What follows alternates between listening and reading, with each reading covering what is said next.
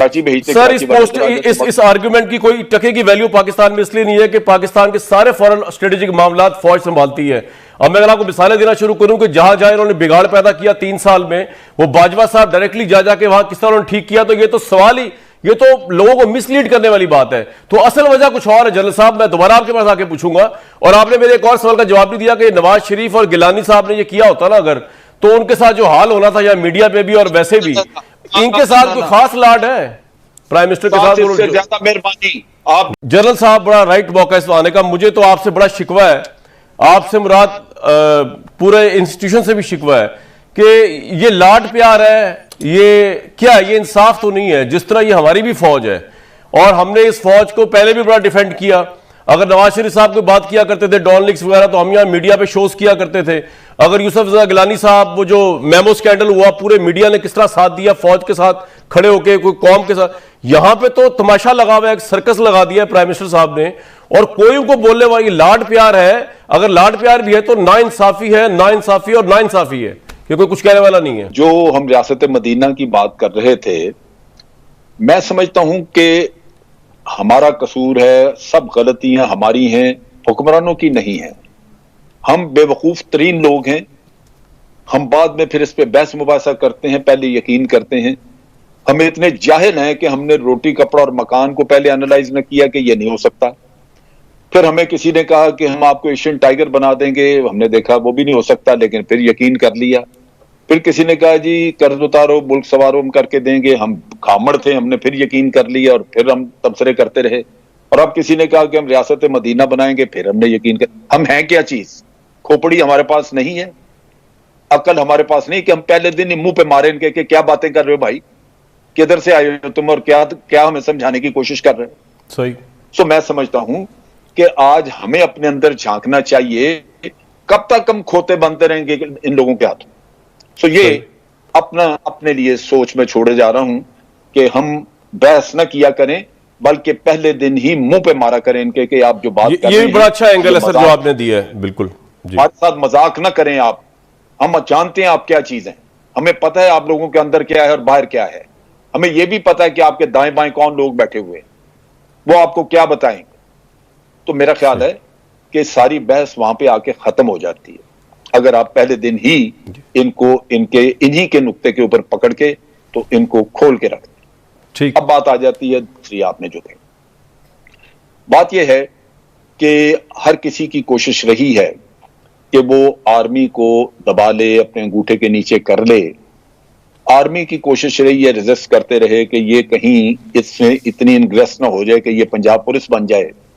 सो वो बचाते रहे। और पुलिस में यही मसला है कि जो पोस्टिंग्स और ट्रांसफर्स पॉलिटिशियन अपनी मर्जी की जब कराते हैं तो वो अपनी ताबेदारियों और अपनी वफादारियों के लिए करते हैं, जिसके नतीजे में वो फोर्स बर्बाद होकर रह जाती है। यहां जो सिस्टम है आर्मी का, जब ये नाम तजवीज करते हैं तो प्राइम मिनिस्टर की चॉइस इस हद तक होती है कि आप 3 से 3, 4 या 5 भी नाम दे देते हैं।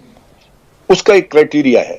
पहली बात तो कि आर्मी देखती है कि सूटेबल कौन लोग हैं जो ये काम कर सकते हैं। फिर वो ये देखते हैं कि इन लोगों को स्पेयर किया जा सकता है। कोई ऑपरेशनल जिम्मेदारी तो यहाँ ऐसी नहीं है कि जो ज्यादा अहम हो उसके लिए। फिर वो ये देखते हैं कि क्या इसकी कैरियर रिक्वायरमेंट, क्योंकि आर्मी में कैरियर मैनेजमेंट भी चीफ ऑफ आर्मी स्टाफ की जिम्मेदारी है।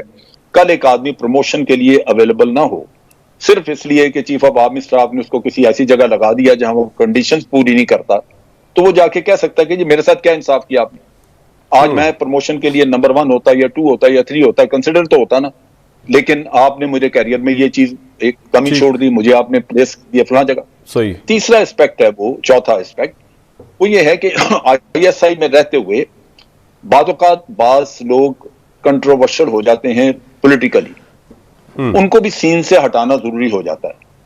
अच्छा, इंटरेस्टिंग। अब आप के रिमार्क्स देख लें, किसी के रिमार्क्स देख लें, चीफ ऑफ आर्मी स्टाफ के लिए एक मसला है कि एक पर्सनालिटी जो DGISI है वो उसके गिर्द बहुत सारी कंट्रोवर्सीज खड़ी की जा रही हैं, कहीं शौकत अजीज बोल रहे हैं, कहीं कुछ और। तो आप उसको सीन से हटाना भी चाहते हैं ताकि नेशनल कॉन्फिडेंस उस अदारे के ऊपर मौजूद रहे जी।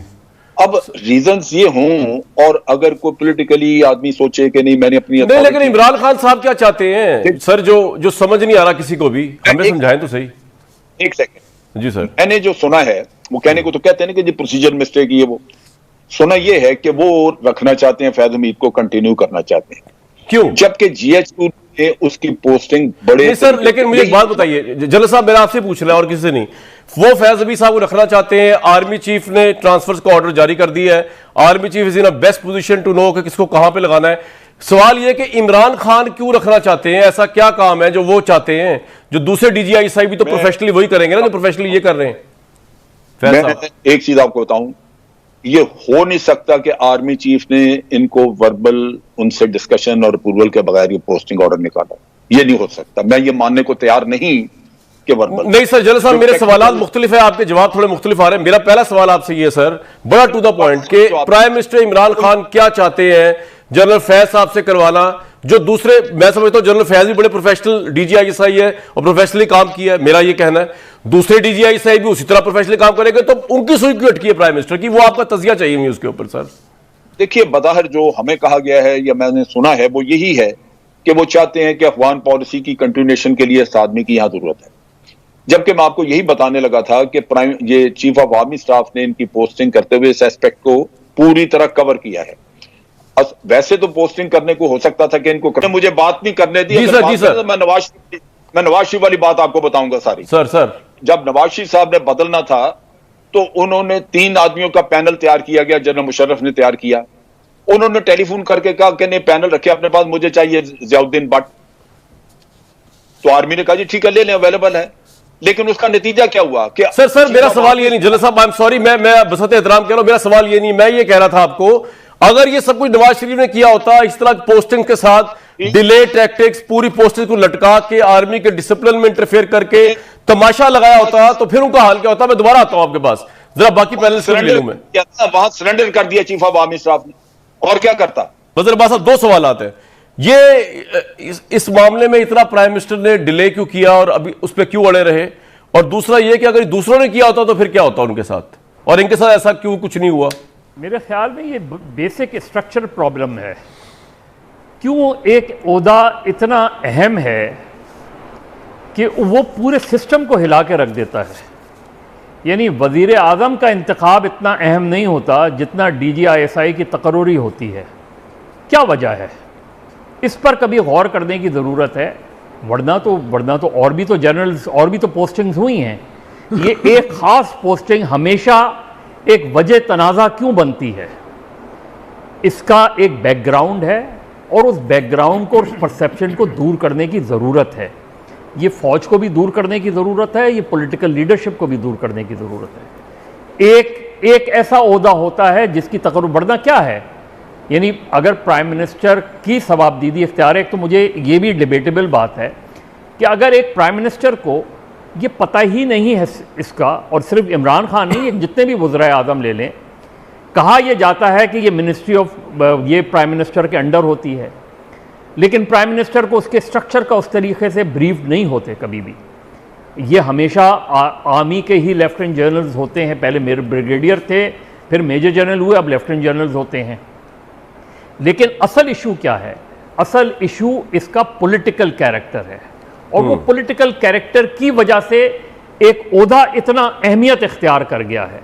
अगर आप इसको पॉलिटिक्स से बिल्कुल डिटैच कर दें, और इसमें ज़ाहिर है जुल्फ़िकार अली भुट्टो के ज़माने में जब वो पॉलिटिकल सेल बना, उस वक्त से ये चीज़ें चली आ रही हैं और वो बढ़ती चली गई। इसको कम करने की कोशिश नहीं की गई, इसको डिटैच करने की कोशिश नहीं की गई। कहा यह ज़रूर जाता है, लेकिन हमें भी ग्राउंड रियलिटीज़ पता है कि इलेक्शन में जब चीज़ें होती हैं, और शायद इमरान खान साहब के इलेक्शन प्लान का ये हिस्सा हो, जिस तरह नवाज शरीफ साहब के इलेक्शन प्लान का हिस्सा हो, जिस तरह उससे पहले जरदारी साहब ने कोशिश की कि जो है वो इंटीरियर मिनिस्ट्री के अंडर आ जाए, नवाज शरीफ साहब अपने मनपसंद, ऐसी क्यों चीज़ होती है? और वो इसलिए होती है कि एक बैकग्राउंड है, एक हिस्ट्री है, जिसकी वजह से ये सब कुछ होता है। सही। तो अगर उस वजह को हम दूर कर दें, तो मेरा नहीं ख्याल कि ये कभी भी हम इसको ये तो बड़ा बहुत जायग्नेटिक टास्क आप दे रहे हैं कि उस वजह को अगर दूर कर दें। ठीक है।